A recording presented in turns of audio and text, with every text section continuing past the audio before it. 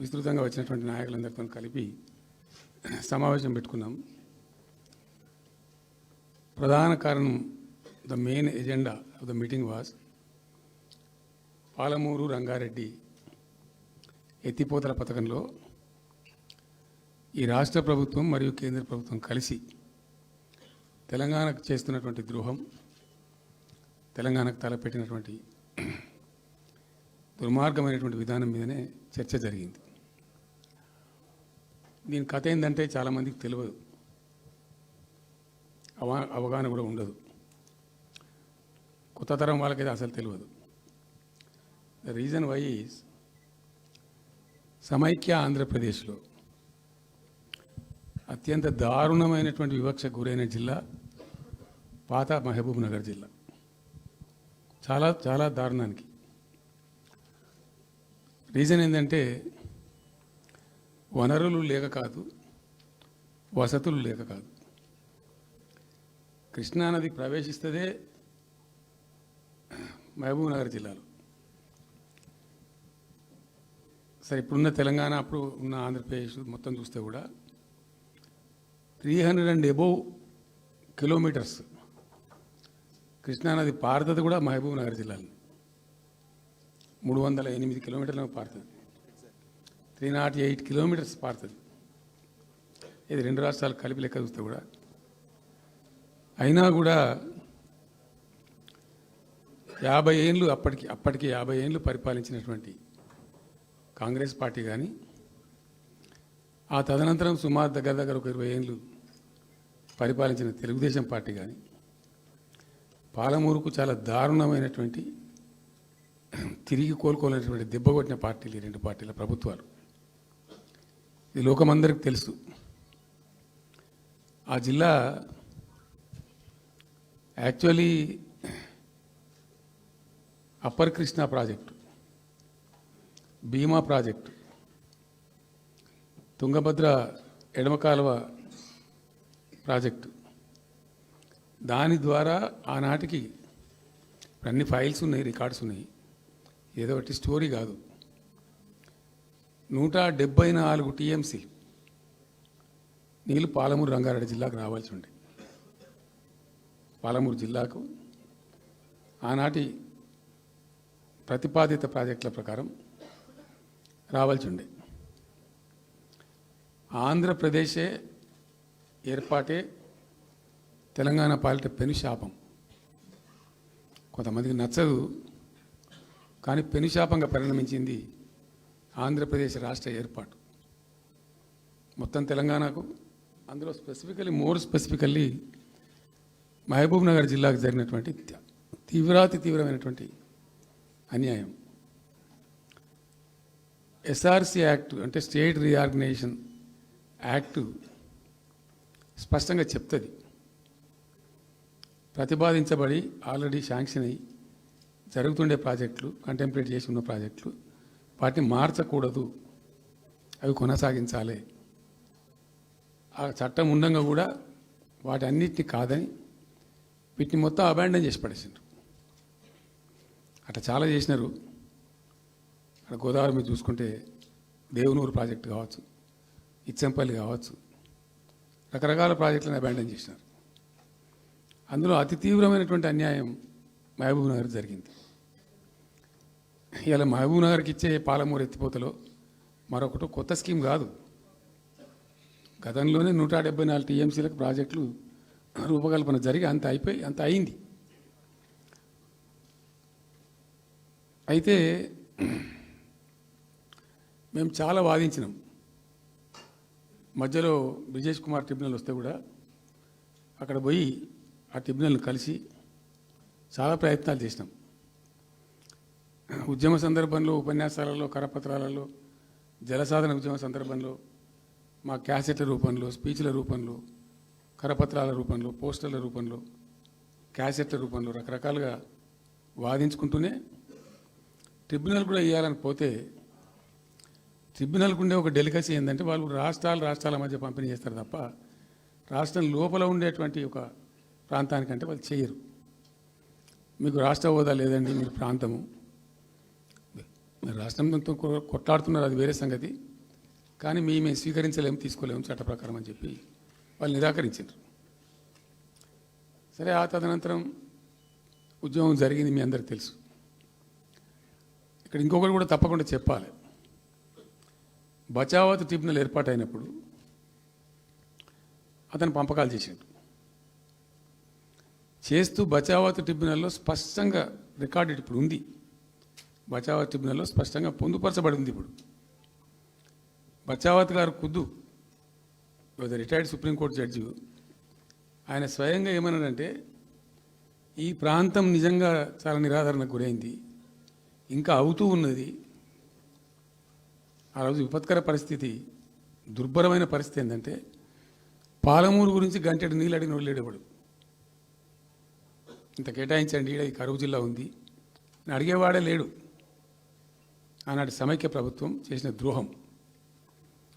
బచావత్ ఏం చేసిండు, మాకు చూడబుద్ధి అయితే లేదు, ఇది మా అంతల మేమే సూమోటో ఈ సమైక్య ప్రభుత్వం ప్రతిపాదించకపోయినా ఒక 17 TMC జూరాల ప్రాజెక్టు మంజూరు చేస్తున్నాము. అయితే సాంకేతిక కారణాలు మరొకటో చూపెట్టి ఈ జూరాల ప్రాజెక్టుని ఇక్కడి నుంచి ఎత్తగొట్టద్దు, వేరే కాడ కట్టద్దు, ఇక్కడ మాత్రమే కట్టి తీరాలి, దానికే అలాట్ చేస్తున్నామని చెప్పి ఒక కండిషన్ పెట్టిండు ఆయన. ఇది ట్రిబ్యునల్. అతను ఒక న్యాయమూర్తిగా పనిచేసిన వ్యక్తి కాబట్టి చూడబుద్ధి కాక, ఆ బాధ భరించలేక ఈ కామెంట్ కూడా రికార్డు చేసిండు ట్రిబ్యునల్లో. ప్లస్ ఆ 17 TMC జూరాల ప్రాజెక్టుకు కేటాయించిండు. ఎంత విషాదం అంటే, అది ఎప్పుడో 74లో 74 నుంచి 78 దాకా జరిగింది కథ. అతను కేటాయిస్తే దానికి ముట్టినోళ్ళు లేడు, పట్టుకునోళ్ళు లేడు, తీసినోళ్ళు లేడు. అంజయ్య గారు ముఖ్యమంత్రి అయినాక ఒక ఏడాది తర్వాతనేమో అప్పుడు అంజయ్య గారు దానికి ఫౌండేషన్ స్టోన్ వేస్తారు. ఫౌండేషన్ స్టోన్ వేస్తే ఇక అది మెల్లగా మెల్లగా తెలంగాణ ప్రాజెక్ట్ కదా, ఇప్పుడు పట్టుకుని లేడు, దాన్ని మాట్లాడడం లేదు, అయ్యలేదు, అవ్వలేదు. ఒక అనాథలాగా ఆ బ్యారేజ్ వరకు కట్టేశారు. దానికి కాలువలు లేవు, నీళ్ళు రావు, పొలాలు పారాయి, కృష్ణానది నీళ్ళు వస్తుంటాయి, గేట్ల ద్వారా పోతుంటాయి. ఎప్పటి వరకు ఈ తతంగం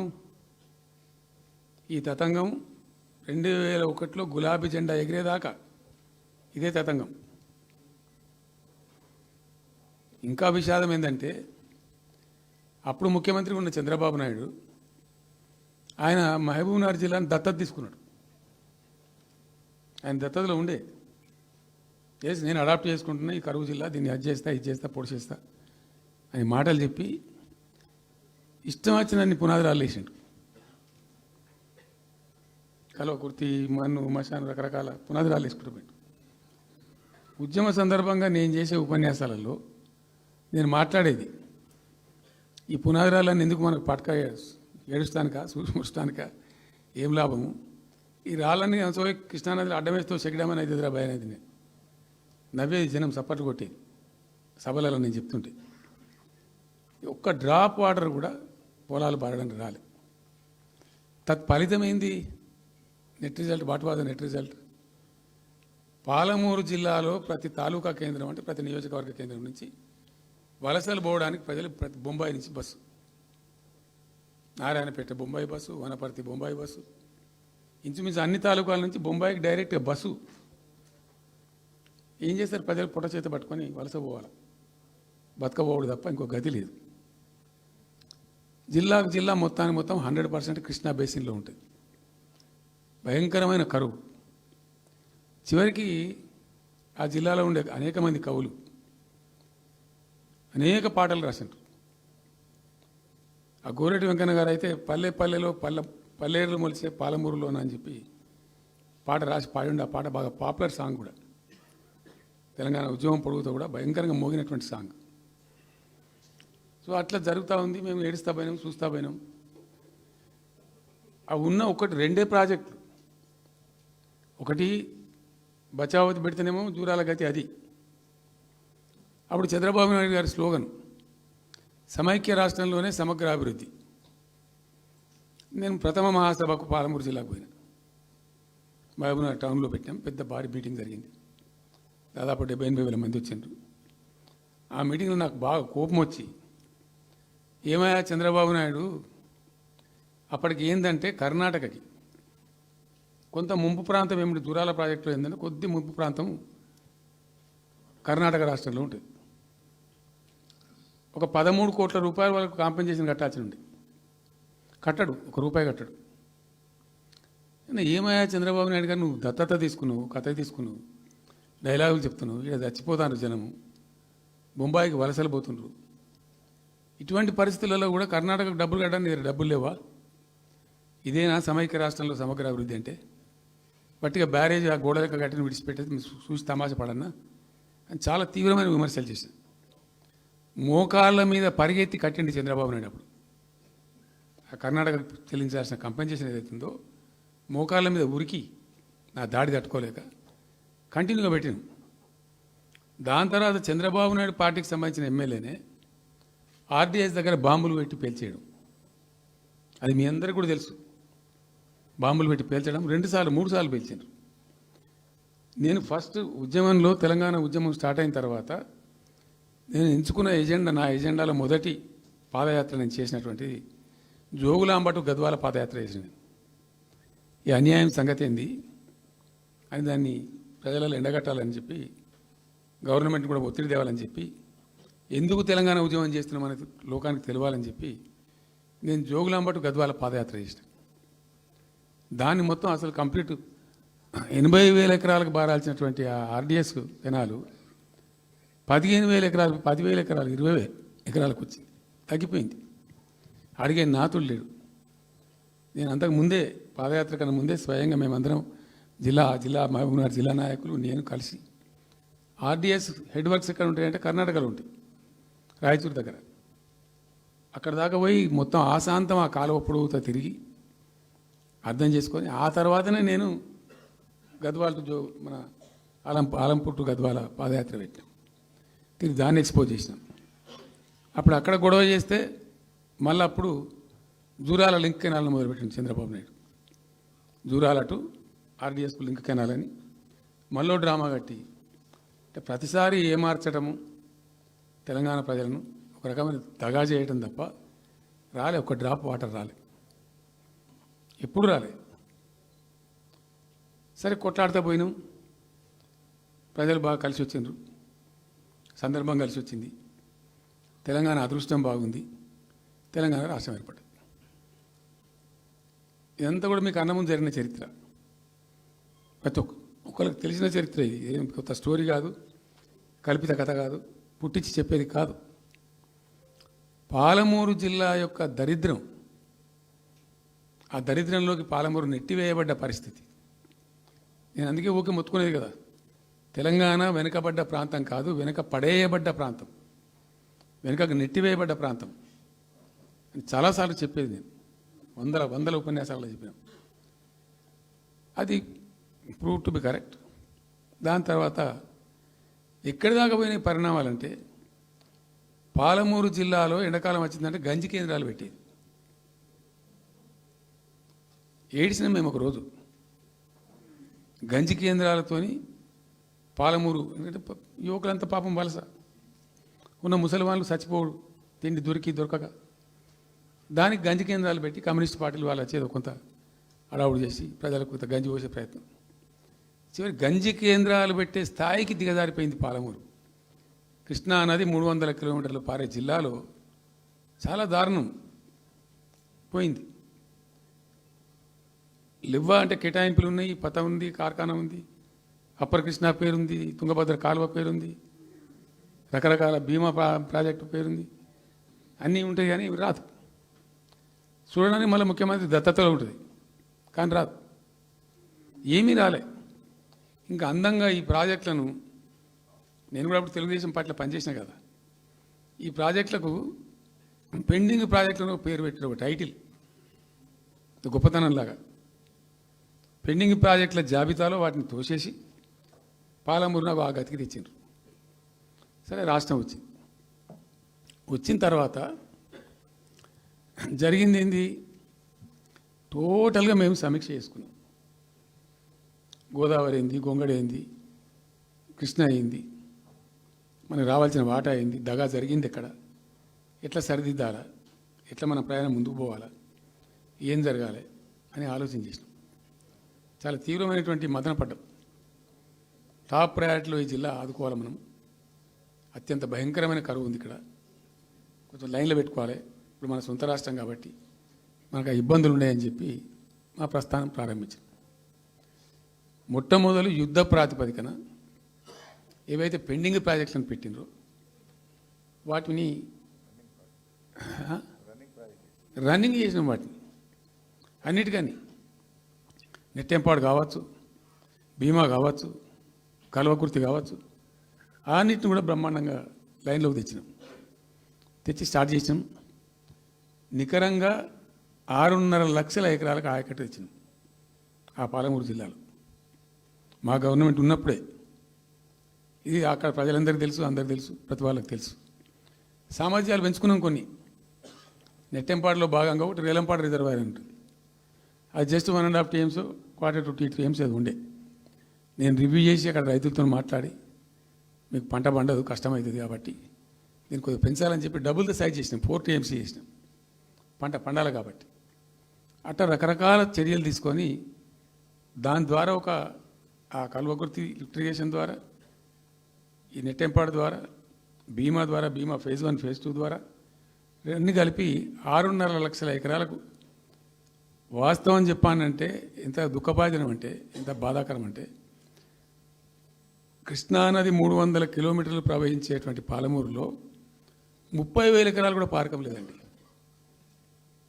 RDS అన్ని కలిపి లేదు, అసలు రావు, నీళ్ళు రావు, కాలువ లేదు, పొలం లేదు, ఏం లేదు. అందుకే అది వలసల జిల్లా అని పేరు ఎందుకు వచ్చింది పాలమూరుకు? ఎందుకు వలస పోతారు ప్రజలు? ఎంత కంపల్సరీ ఉంటే పోతారు, ఎంత దుఃఖం ఉంటే పోతారు, ఎంత బాధ ఉంటే పోతారు. ఆ విధంగా ఒక 6.5 లక్షల ఎకరాలు దానికి తెచ్చినాం. మిషన్ కాకతీయలో కొద్దిగా ప్రయారిటీ పెట్టి, భౌగోళికంగా బాగా విశాలంగా ఉండే జిల్లా కాబట్టి ఇప్పుడు కొత్త జిల్లాలు తీసుకున్నాం, కానీ ఆ రోజు అది పెద్ద జిల్లా. దానికి మిషన్ కాకతీయలో టాప్ ప్రయారిటీ ఇచ్చి మైనర్ ఇరిగేషన్ చెరువులు మొత్తాన్ని పోయినాయిగా అమ్ముకున్నారు, అబాండనైనాయి. మిగిలిన వాటిని కొన్ని సామర్థ్యాలు పెంచి ఒక పద్ధతికి తెచ్చినాం. అదో 1,20,000-1,50,000 ఎకరాలకు అది దోహదపడ్డది. చెక్ డ్యాములు కూడా కట్టుకున్నాం. చాలా వాగుల మీద 100ల కొద్ది చెక్ డ్యాములు కట్టినాం. ఇవన్నీ కూడా మీ కళ్ళ ముందే జరిగినాయి, మీ అందరికీ కూడా తెలుసు.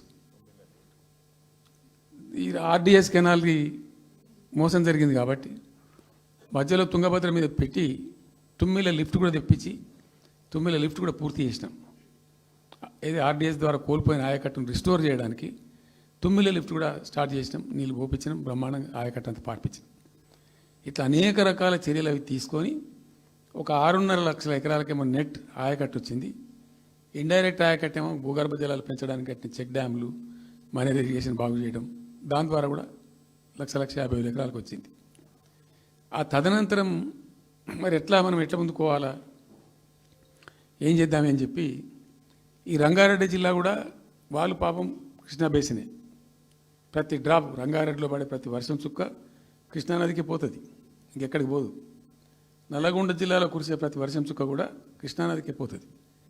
100% ఈ 3 జిల్లాలు కూడా నల్లగొండ, రంగారెడ్డి, పాలమూరు ఇవి 100% కృష్ణా బేసిన్లో ఉన్నాయి. మనము ఏదైతే మనకు కేటాయించినరో ప్రాజెక్ట్ వైజ్ అనో ఇంకోటనో కంబైన్డ్ స్టేట్ ఉన్నప్పుడు జరిగినటువంటి మోసం నుంచి బయటికి రావాలంటే మనం రాష్ట్రం ఏర్పడ్డ తర్వాత కొట్టాడాలి, మన వాట మనం సాధించాలి. రివిజన్, కృష్ణా జలాల యొక్క పునఃపంపిణీ మీద ట్రిబ్యునల్ వేయించుకోవాలి, రివిజన్ పెట్టియాలి అని ఒక స్ట్రాటజీ పెట్టి దాన్ని కొట్లాను. సరే, ఇందాక నేను చెప్పినట్టు దేవుని దయ వల్ల తెలంగాణ రాష్ట్రం వచ్చింది. ఈ ప్రాజెక్టు కంప్లీట్ చేస్తూనే పాలమూరు రంగారెడ్డి ఎత్తిపోతల పథకానికి శ్రీకారం చుట్టాం. యాక్చువల్ ఫ్యాక్ట్ ఏంది, పాలమూరు రంగారెడ్డికి మేము ఆ రోజు మనసులో ఇంటర్నల్గా మాట్లాడుకొని డిపార్ట్మెంట్ కావచ్చు, క్యాబినెట్ కావచ్చు, వితిన్ ద పార్టీ కావచ్చు, ఆ జిల్లాల నాయకులతో కావచ్చు, మా స్ట్రాటజీ ఏంది, పాలమూరు రంగారెడ్డి ఎత్తిపోతల పథకానికి 170 TMs తీసుకోవాలి. This was the strategy of BRS government. ఎట్లా, ఎక్కడి నుంచి తీసుకోవాలా, అనేక ఆంక్షలు మాటలు బట్టి డైలాగులు, ఏపీ నుంచి వచ్చే వ్యతిరేకత, ఇవన్నీ దృష్టిలో పెట్టుకొని ఏం చేసినాం, నికరంగా లెక్కలు తెప్పించినాం. ఈ మహబూబ్ నగర్ జిల్లాలో మైనర్ ఇరిగేషన్లో పాత చెరువులు ఏవైతే బచావ్ అవుతున్నప్పుడు లెక్క పెట్టినటువంటి చెరువులు ఏవైతే ఉన్నాయో, ఉన్నాయన్నీ మాయమైనవి, వాటి సామర్థ్యం ఆ రోజు ఎంత, ఇవాళ నెట్ సామర్థ్యం ఎంత అని లెక్కలు తీసి కేంద్రానికి సమర్పించి ఒక 45 టీఎంసీ రెండు దానికి కేటాయించింది. ఆ రోజు మేము ఎంత అంటే 90.81 టీఎంసీ, 90.81 పాలమూరు రంగారెడ్డికి మేము కేటాయించింది ఆ రోజుకు. అయితే 170 ఎట్లా అంటే మరి మాకు ఇంకా వాటా వస్తుంది కదా, ట్రిబ్యునల్ వచ్చిన తర్వాత మాకు వాటా వస్తే దానిలో తీసుకున్న నీళ్ళని కూడా దీనికే మనం అటాచ్ చేసుకుంటామని చెప్పి 91 పాయింట్ తీసుకున్నాం. ఎట్లా తీసుకున్నాము, బచావత్ ట్రిబ్యునల్లోనే ఒక తీర్పు చాలా స్పష్టంగా ఉన్నది, డెసిషన్ అది, ట్రిబ్యునల్ యొక్క నిర్ణయం ఏంటిది, ఆంధ్ర వాళ్ళు మొదటి నుంచి కూడా మేము కొంత గోదావరి నీళ్లు కృష్ణా డెల్టాకి తెచ్చుకుంటాం, నాగార్జున ఆయకట్టుకు తెచ్చుకుంటాం, మరో దాన్ని తెచ్చుకుంటాం అనే పద్ధతులు మొదలుపెట్టి తెచ్చుకున్నారు. దాంట్లో భాగంగా 80 టీఎంసీలు వాళ్ళు తీసుకుంటున్నారు.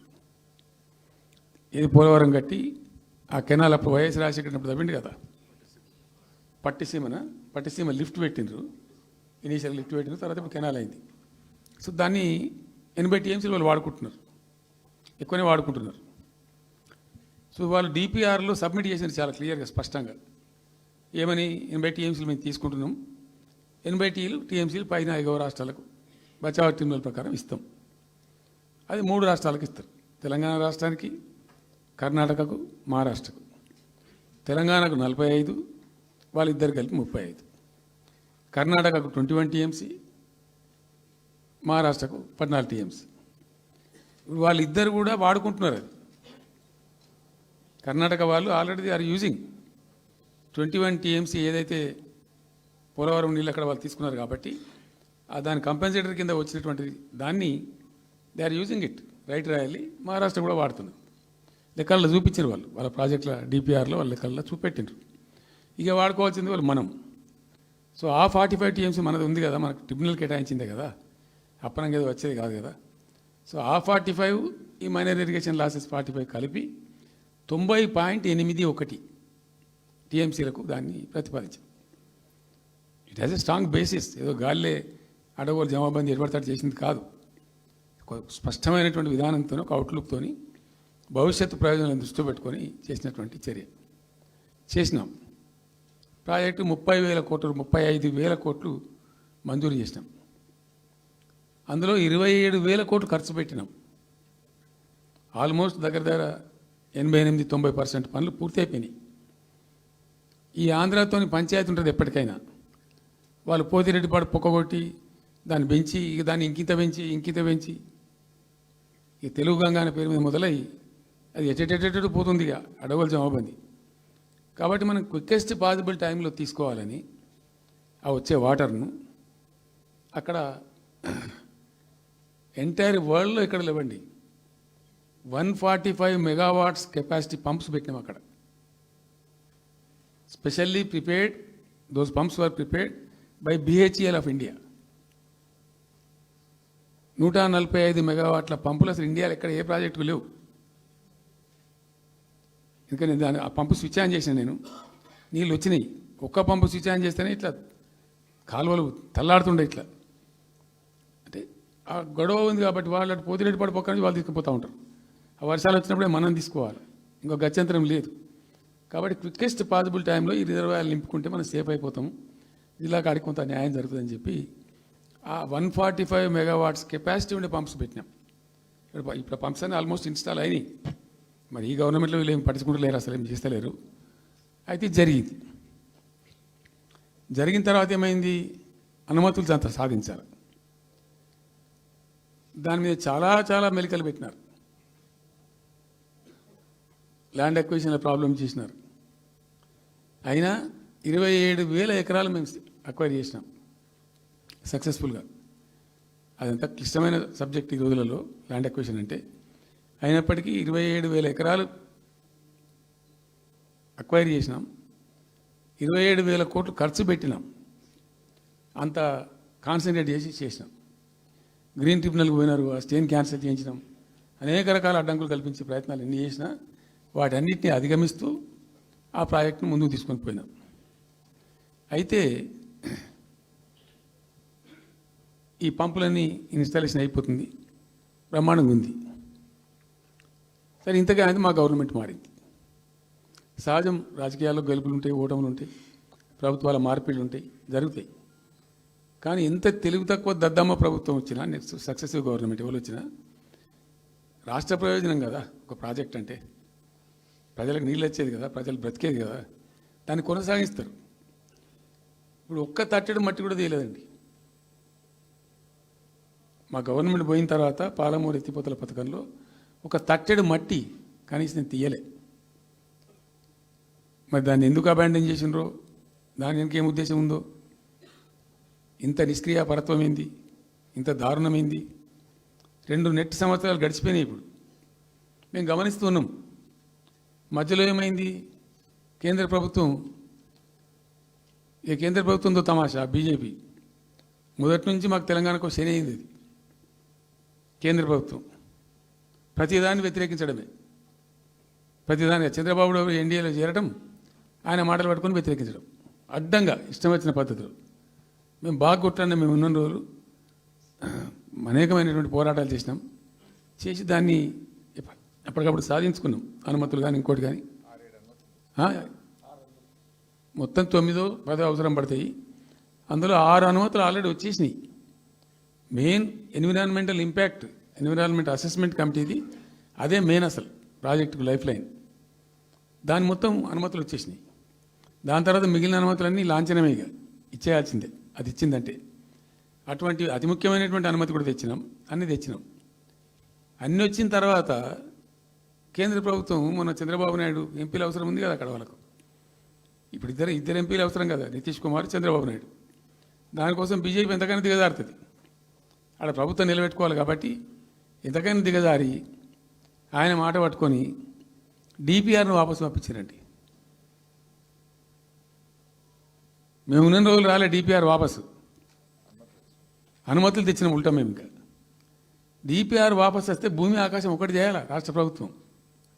ఎంత లొల్లి చేయాలా, ఎంత హడావుడి చేయాలా, ఆల్ పార్టీ డెలిగేషన్ తీసుకుపోవాలి. అవసరం వస్తే మేము వడ్లు కొనకపోతే పోయి ఢిల్లీలో ధర్నా చేసినామండి. మేము అప్పుడు మా గవర్నమెంట్ ఉన్నప్పుడు రైతులు పండించిన పంట కొనకపోతే యావత్తు ఎమ్మెల్యేలు, క్యాబినెట్ అందరం పోయి ఢిల్లీలో ధర్నా చేసి కేంద్ర ప్రభుత్వం మెడలు వంచినాం. మేము 80 లక్షల టన్నులు మనకి తీసుకుంటామనేటువంటి ఒప్పందం మీద సంతకం చేయించుకొని వచ్చినాం. వడ్లు కొనిపించినాం ఎఫ్సిఐతోని. మామూలు వడ్లు కొనకపోతేనే మేము అంత అడావుడి చేసిపోయినాము. కానీ ఒక ఇంత పెద్ద ప్రధానమైన 3 జిల్లాలకు సంబంధించిన ప్రాజెక్టు డిపిఆర్ వాపసు పంపిస్తే వీళ్ళు కుయ్యలేదు, కుట్టుకోలేదు, వాళ్ళకి చెప్పని కూడా చెప్పలేదు. తెలియదు ఎవరికి బయట. జస్ట్ దేవర్ ఇంకా బాధాకరమైన అంశం ఏంటంటే, అసలు 170 టీఎంసీలకు దాదాపు మేము ఏమి చేస్తే బ్రిజేష్ ట్రిబ్యునల్ నడుస్తుంది కదా. దీనిలో ఎట్లుంటుందంటే ఇంకో విషయం అండి, దీన్ని స్పష్టంగా చెప్తున్నాను, మళ్ళీ కన్ఫ్యూజన్ వద్దు. దేశంలో ఒక కొత్త రాష్ట్రం ఏర్పడితే దానికి కొన్ని సంక్రమణలు ఉంటాయి. నీళ్ళెన్ని రావాలి, ఫలాన్ని ఇంత రావాలి, ఫలాన్ని ఇంత రావాలి అని కొన్ని సంక్రమిస్తాయి ఆటోమేటిక్గా. అది ఎస్ఆర్సీ యాక్ట్.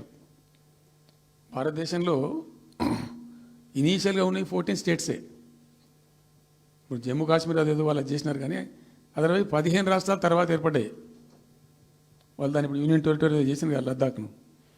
15 అంటే ఒరిజినల్గా ఉన్నదానికంటే ఇంకో రాష్ట్రం ఎక్కువ కలిపి కొత్త రాష్ట్రాలు వచ్చినాయి. సో వాటికి పద్ధతి ఉంది. ఏ రాష్ట్రం ఏర్పడ్డప్పుడు దానికి ఏదేమి ఇవ్వాలి, హైకోర్టు ఎట్లా, పలాంది ఎట్లా అన్నీ దానికి ఒక చట్టం ఉంది. అవన్నిటిని బుల్డోజ్ చేస్తూ ఇక్కడ ఇయ్యలే. నీళ్ళు ఎన్ని రావాలా, ఫస్ట్ ఛాయిస్ వాళ్ళకి ఇస్తారంటే ఆ రాష్ట్రాలకు ఇస్తారు. ఏ రాష్ట్రాలు అయితే విడిపోయినాయో మీరు మ్యూచువల్ అండర్స్టాండింగ్లో చేసుకోండి అని ఇస్తారు. ఇక్కడ పొసిగే కార్యక్రమం కాదు. కాబట్టి మేము ఏం చేసినామంటే 1 ఇయర్ తర్వాత 1 ఇయర్ లోపు ఒకవేళ పరిష్కారం అయితే 2 రాష్ట్రాలు చేసుకోవాలా, లేదా సెంట్రల్ గవర్నమెంటే ఆర్బిట్రేషన్ ద్వారా చెయ్యాలా కూర్చొని. చేయనప్పుడు ఏం చేయాలంటే సుప్రీంకోర్టుకు పోవాలి. మేము 1 ఇయర్ తర్వాత కేంద్ర ప్రభుత్వానికి అప్పీల్ చేసినాం. సెక్షన్ 3 వేయండి, మాకు కృష్ణా జలాల పునఃపంపిణీ చేయండి. చేస్తే దాని వాళ్ళు ఖాతరు చేయాలి. మేము సుప్రీంకోర్టుకు పోయినాం. సుప్రీంకోర్టు కోపానికి వచ్చింది కేంద్ర ప్రభుత్వం మీద కూడా. ఒక రాష్ట్రం అంటూ ఏర్పడ్డప్పుడు యాక్ట్ ప్రకారం, పార్లమెంట్ యాక్ట్ ప్రకారం వాళ్ళకి రావాల్సిన అన్నీ రావాలి కదా. మరి ఇది కూడా వాళ్ళకి ఏదో తేల్చండి, మీరు తెలుస్తారా లేదంటే అప్పుడు ఆ మంత్రి, ఆయన పేరు షెకావత్ ఉండే కదా, గజేంద్ర సింగ్ షెకావత్, నేను ఢిల్లీ పోయినప్పుడు నన్ను రిక్వెస్ట్ చేసిన ఆయన, బాయ్ సాబ్ మాకు కూడా ఇబ్బంది అవుతుంది, మీరు అది విత్డ్రా చేసుకోండి సుప్రీంకోర్టులో కేసు, మేము సెక్షన్ 3 చేస్తామండి. అప్పటికి 2-3 ఏళ్ళు గడిచిపోయింది, డిలే అవుతా ఉన్నది. నేను పోయినప్పుడు అలా అడుగుతున్నా, పర్సూ చేస్తున్నా, మాట్లాడుతున్నాం, ప్రైమ్ మినిస్టర్ లెటర్స్ ఇచ్చినాం, అన్నీ చేస్తున్నాం.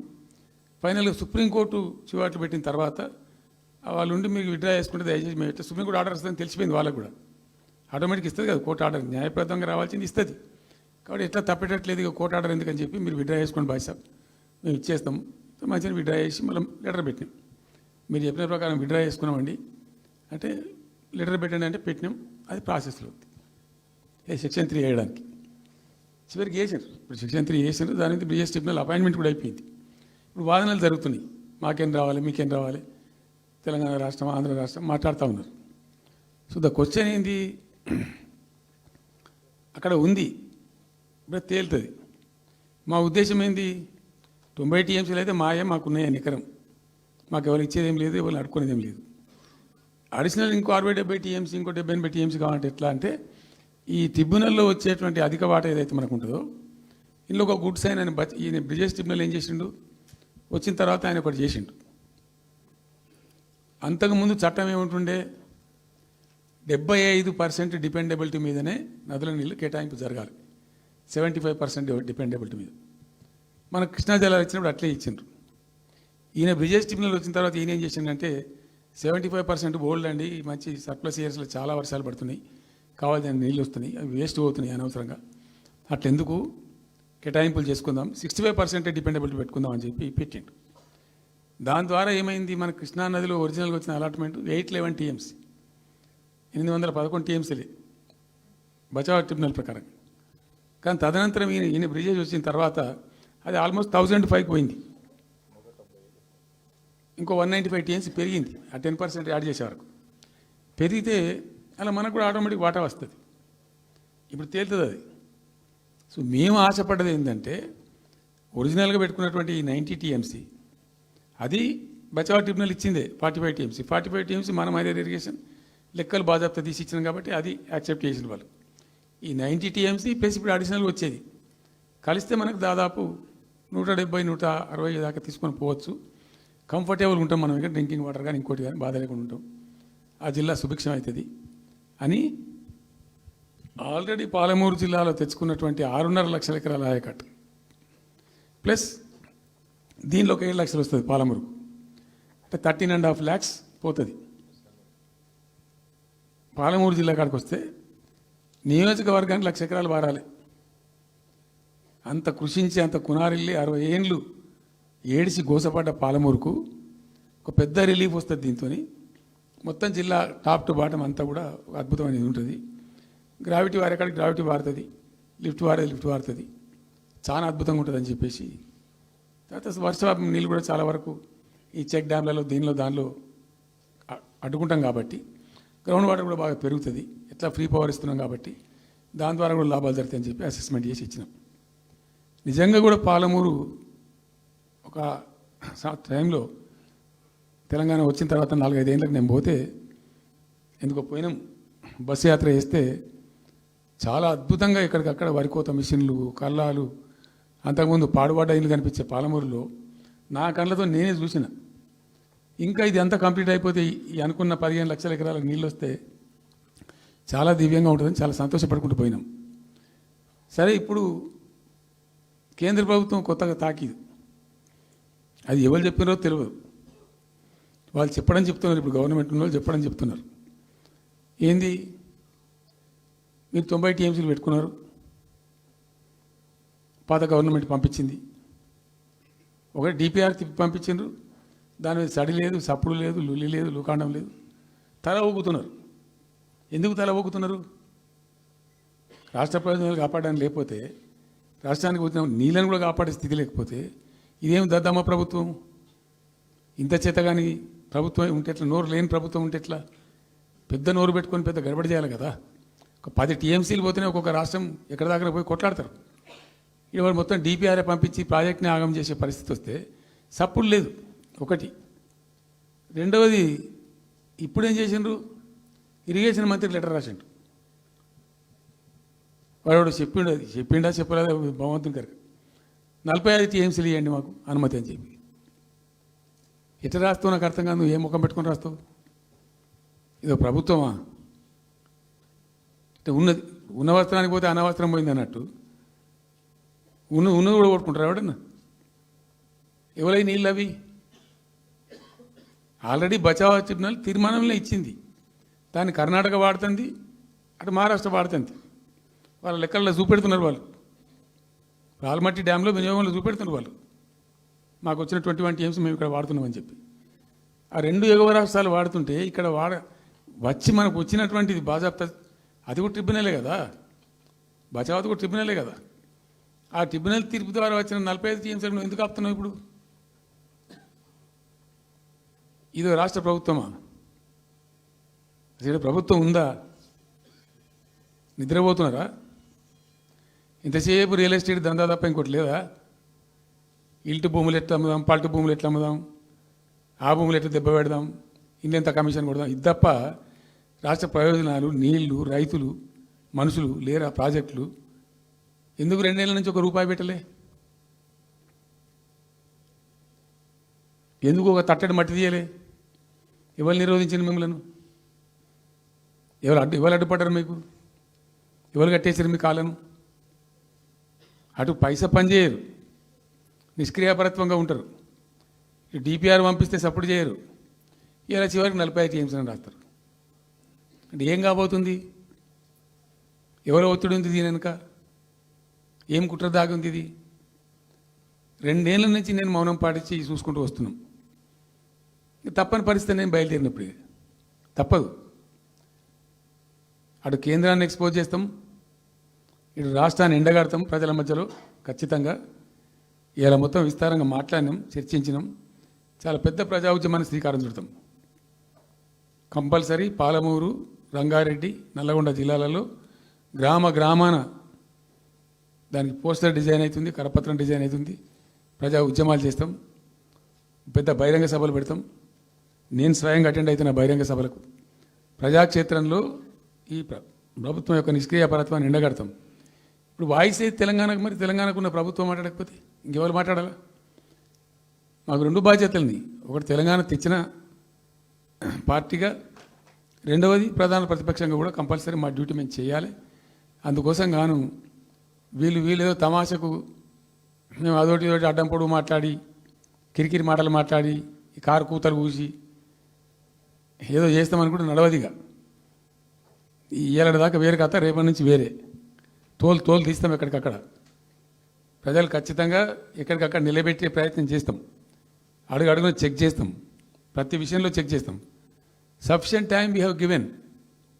మేము తొందరపడి మేము ఎందుకు కన్నెర్రయ్యి మా ప్రభుత్వం పోయింది వీళ్ళు వచ్చింది అనేటువంటి ఒక పిచ్చి అయ్యి అట్లా మేము చేయలే, అటువంటి వాడికి పోలే. ఇష్యూల మీద పోరాడుతున్నాం, ఒకే ఫీజు ఎంబర్స్ మీద పోరాడుతున్నాం, ఇంకోటి పోరాడుతున్నాం. రకరకాల భూదందాల మీద, దోపిడీ మీద, లగచర్ల మీద, గిగచర్ల మీద పోరాడుతున్నాం. పార్టీ కొట్టాడుతున్నది, తప్పదు కాబట్టి కొట్టాడుతాం. ఇప్పుడు మొత్తం మొదటికే ముప్పు వచ్చే పరిస్థితి ఉంది. అటు గోదావరి మీద అరాకిరి చేసి చంద్రబాబు నాయుడు, ఏపీ ప్రభుత్వం నల్లమల సాగరు, ఈ సాగరు, ఆ సాగరు, అటు గోదావరి దోపిడీ జరుగుతూ ఉంటే దాని మీద సప్పులు లేదు. ఇటు కృష్ణలో ఇంత ఘోరంగా పాలమూరు ఎత్తిపోతల మీద దీని మీద సప్పులు లేదు. మరి ఎవరి ప్రయోజనాల కోసం ఉన్నట్టు రాష్ట్ర ప్రభుత్వం? ఏం చేయడానికి ఉన్నట్టు? ఏం జరుగుతున్నట్టు రాష్ట్రంలో? కాబట్టి ఎట్టి పరిస్థితుల్లో నేనే స్వయంగా రంగంలో దిగాలనుకున్నా. దినం ఈరోజు డిసిషన్ అయిపోయింది. 2-3 రోజులలో, 2-3-4 రోజులలో, రాబోయే 3-4 డేస్లో ఆయా జిల్లాల నాయకులతో సమావేశమై ఖచ్చితంగా చాలా పెద్ద ఎత్తున అక్కడ గ్రామానికి డప్పు కొడతాం, మొత్తం సభలు పెడతాం, కవులు, గాయకులు, కళాకారులు అందరినీ తట్టి లేపుతాం. మీ పత్రికా విలేకరులను కూడా రిక్వెస్ట్ చేస్తాం. అక్కడ జరిగే అన్యాయాన్ని, ప్రజలకు జరిగేటువంటి అన్యాయాన్ని, ఈ జలదోపిని అరికట్టాలని ఈ కేంద్ర ప్రభుత్వం అవలంబిస్తున్న విధానాన్ని కూడా తప్పకుండా చేస్తాం. ఇన్ని రోజులు ఒక రకంగా పోయినాం, కానీ తప్పేటట్లేదు. ఇప్పుడు ఎవరితోనైనా సరే కొట్లాడతాం, తెలంగాణ కోసం భయపడం, యాందాకాని పోతాం, ఈ కొండ మీద గోపైనా సరే కొట్లాడతాం తప్ప ఇడిచిపెట్టాం. ఇక్కడ ఏమి ముఖాలు చూసేది కానీ ఇంకోటి కానీ నైసిటీస్ ఏమి లేవు. There is no nicety at all. Will fight, డెఫినెట్గా ఫైట్ చేస్తాం. ఎందుకంటే రక్షించుకోవాలి, రాష్ట్రం యొక్క హక్కులు రక్షించుకోవాలి, నీళ్లు రక్షించుకోవాలి, రాష్ట్ర ప్రజల ప్రయోజనాలు రక్షించుకోవాలి. ఈ విధంగా ఇప్పుడు మా కళ్ళ ముందు జరిగినటువంటి దీనిలో ఈ దుర్మార్గంలో ఎట్లా మౌనం పాటిస్తాడు కేసీఆర్? ఎందుకు మౌనంగా ఉంటాం? ఎవరి కోసం ఉంటాం? ఎందుకోసం ఉండాలి? కాబట్టి అరాకిరి ముచ్చట్లు కావు. ఇష్టం వచ్చినట్టు మాట్లాడి ఇష్టం వచ్చినట్టు ఆల్తు ఫాల్తు కూతలు కూసి ఏదో చేస్తామంటే అది జరిగేది కాదు, జరగనీయం. రెండవది, ఈ ప్రభుత్వం కూడా సర్వభ్రష్ట ప్రభుత్వం, సర్వంలో భ్రష్టమైంది. మేము చెప్తా, బీజేపీ కథ కూడా చెప్తా. ఎందుకు చెప్పా? డెఫినెట్గా చెప్తాం. అరే నువ్వు మా ఇంట్లోకి వచ్చి మాకు దూసుకపోతా అని ఊరుకుంటామా? నాకు అర్థం ఎవరైతుంది ఏమైనా ఉండొచ్చు కాక ఏమైనా ఉండకపోవచ్చు కాక నీ చేయబెట్టి పైసలు కూర్చుకుంటా అంటే ఊరుకుంటామా? సాధారణ కాడికైతే కొట్లాడతాం కదా. యాక్చువల్లీ ఒక పద్ధతిలో ఈ రాష్ట్రం ఒక క్రమ పద్ధతిలో మంచిగా ముందుకు పోతూ ఉంటుంది. సంక్షేమం విషయంలో కానీ, అభివృద్ధి విషయంలో కానీ, పారిశ్రామికీకరణలో కానీ, ఐటీ రంగంలో కానీ, క్రైమ్ తగ్గించడంలో కానీ, లా అండ్ ఆర్డర్ మెయింటైన్ చేయడంలో కానీ ఒక మంచి పద్ధతిలో పోతూ ఉంది. ఇవాళ ఏందండి, జంట నగరాలలో పట్టభాగాలు నడి రోడ్డు మీద హత్యలు జరుగుతున్నాయి, అడిగే దిక్కు లేదు. మానభంగాలు జరుగుతున్నాయి, రేపులు జరుగుతున్నాయి. ఎన్సీఆర్బీ రిపోర్ట్ ప్రకారంగా 20% క్రైమ్ రేట్ పెరిగింది తెలంగాణలో. పీస్ఫుల్ స్టేట్ ఉండే, ఫ్రెండ్లీ పోలీసింగ్ ఉండే, అవన్నీ ముఖ్యమైపోతున్నాయి ఇవాళ తెలంగాణలో. చూస్తున్నాం మేము, మనం పాటించడానికి చూసుకుంటూ గమనించుకుంటూ రికార్డు చేసుకుంటూ అని చర్చ చేస్తున్నాం. ఎప్పటికప్పుడు పెరిగిపోయినాయి. వాగ్దానాలు ఏంటంటే వీళ్ళు చేసినాయి. మంచిగా ఉన్న ప్రజలను, మాకు ఓటేసే ఉద్దేశంలో ఉన్న ప్రజలను పచ్చి అబద్ధాలు టెంప్ట్ చేసి మోసం చేసి, ఈ రాష్ట్ర ప్రజానీకాన్ని మోసం చేసి దొంగ మాటలు చెప్పి మాయ మాటలు చెప్పి అర్రాస్ పాటలు వాడినట్టు వాడినండి, వేలం పాట వాడినట్టు. కేసీఆర్ 10,000 ఇస్తాడు రైతు బంధుకు, మేము 15,000 ఇస్తాం. మహిళలకు 2,500 ఇస్తాం. కేసీఆర్ కళ్యాణ లక్ష్మి ₹1,00,000 ఇస్తాడు, మేము తులం బంగారం కల్పిస్తాం. మీరు పెళ్లిళ్ళు చేసుకోకుండా ఆపుండ్రి. ఇదే ప్రభుత్వం మీరు చెప్పినటువంటి మాటలు, పెళ్లిళ్ళు చేసుకుంటూ ఆగిపోండి, మీరు నవంబర్లో వేసుకునే బదులు డిసెంబర్లో వేసుకుంటే తులం బంగారం కూడా వస్తుంది. ఉపన్యాసాలలో చెప్పినండి, మా ఉన్నాయి ఆ క్యాసెట్లని. ఇంకేం చెప్పినరు?